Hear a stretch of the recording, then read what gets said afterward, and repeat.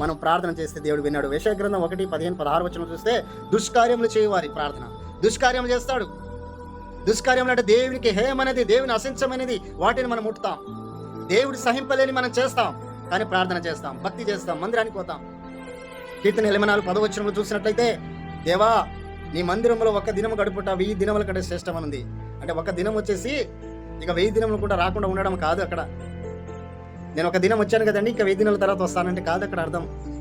ఒక దినం గడుపుట 1000 దినముల కంటే శ్రేష్టమని అంటే ఒక్క దినములో నువ్వు మారు మనసు కలిగి ఉండడంలో భాగ్యము, ఆ ధన్యత, నువ్వు వచ్చినటువంటి ఆ 1000 దినముల కంటే ఈ దినం శ్రేష్టము. అంటే ప్రేమ కలిగి, పశ్చాత్తాపం కలిగి, కనికరం కలిగి, పాపం చేయకుండా, దుష్కార్యం చేయకుండా, దేవునికి బాధ పెట్టకుండా, దేవుని మాట వినకుండా కదా, చాలా జాగ్రత్తగా మారు మనసు కలిగి నువ్వు ఉంటే ఆ 1000 దినముల కంటే ఈ ఒక్క దినం శ్రేష్టంగా దేవుడు భావిస్తాడు. నువ్వు 1000 దినములు వచ్చినా ఏం లాభం? మారు మనసు లేకుండా 1000 దినములు వచ్చినా, 1,00,000 దినాలు వచ్చినా ఏం లాభం అండి? హృదయంలో లేని దేవుడు నీ ఇంట్లో ఎలా ఉంటాడు? హృదయంలో నీ దేవుడికి స్థానం లేదు, నీ యొక్క ఇంట్లో ఎలా ఉంటాడు? మన దేవుడు భయంకరుడు, మన దేవుడు అగ్ని, పరిశుద్ధాత్మ తండ్రి. ఆయనను చూస్తే ఎవరు బ్రతకలేరండి. మన మన మన పితుడైనటువంటి మోసే దేవుని చూడాలని ఆశ కలిగాడు, కానీ వెనక భాగం నుండి చూశాడండి. ఎందుకంటే నువ్వు మోసే నన్ను నువ్వు చూడలేవు, ఎందుకంటే దేవుని చూచేంత శక్తి మన దగ్గర లేదండి. కానీ ఆయన శ్వాస, ఆయన స్వరము, ఆయన స్పర్శ మనం తాకితే చాలండి. అందుకు పిల్లారా, దుష్కార్యములకు మనం దూరంగా ఉండాలి. దుష్కార్యం చేస్తూ ప్రార్థన చేసి దేవుడు వినడు. అదే యెర్మీయా 7:16 చూస్తాం.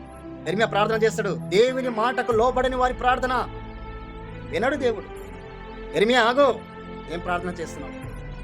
ఆ ప్రార్థన నేను వినను. ప్రభువా ప్రభు అని పిలిచేవాడు పరలోక రాజ్యానికి వారసు కానేరాడు.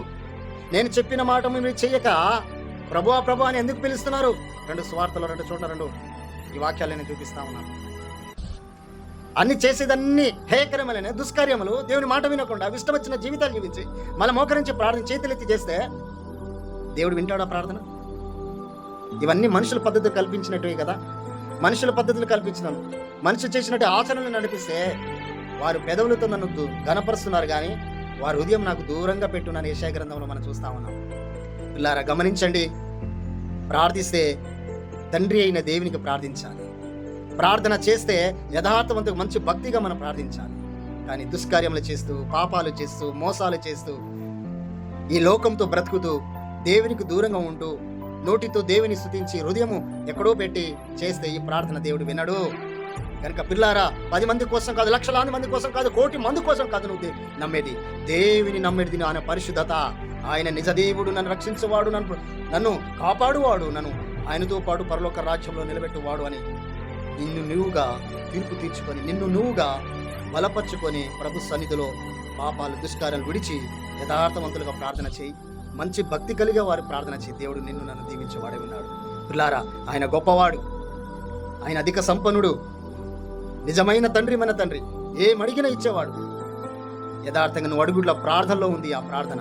ఏం అడుగుతున్నావో అది నీకు అవసరమైతేనే ఇస్తాడు, అవసరం లేనిది ఇయ్యడు. మనకి ఏం అవసరమో దేవునికి తెలుసు, అది మాత్రమే ఇస్తాడు.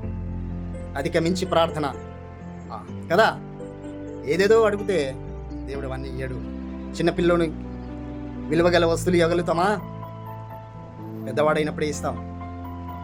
అనుభవంతో దావీదును చిన్నప్పటి నుండి అడవి ప్రాంతాల్లో గొర్రెల కాపరుకున్నప్పుడు అన్నీ నేర్పించాడు. తోడేలను చంపడం, సింహాలను చంపడం, ఇవన్నీ నేర్పించిన తర్వాతనే సరాసరి సైన్యంలో దిక్పించి ఆ గోలియాతును హతమార్పించాడు తండ్రి. ఆయన సైన్యంగా ఒక రాజుగా దేవుడు నిలబెట్టాడు. పిల్లారా, యోషుకుని కూడా చిన్నతనం నుండి అన్ని కదా, బావిలో పడేయడం, అవమానాలు కదా, సమస్యలు, చెరసాలలు ఇవన్నీ అనుభవించిన తర్వాతనే సరాసరి ప్రధానిగా దేవుడు నిలబెట్టాడు తండ్రి. చిన్న చిన్న సమస్యలకే, చిన్న చిన్న బాధలకే, చిన్న చిన్న విధానాలుగా మనం భయపడితే ఎలా? దేవునితో శ్రమలు అనుభవించడం గొప్పదండి. ఎక్కడో ఆయన స్థలాలు చూడడం కాదు, ఆయన శ్రమలో పాలుభవించడం గొప్పది. దేవుడు నడిచిన నేల, దేవుడు పుట్టిన స్థలము ఏంటండి? ఆయన శ్రమలో, ఆయన మాటలో పాలుభవించడమే గొప్పదండి. నిజంగా మీరు ఆలోచించండి. ప్రభుతో నడిచేవారు ప్రభులాగా బ్రతకాలి, ప్రభుతోనే నడవాలి. నేను క్రైస్తవుడును అని అనుకుంటూ కంటే నేను క్రీస్తుని కలిగిన వాడు అని చెప్పడంలో ఎంత భాగ్యం.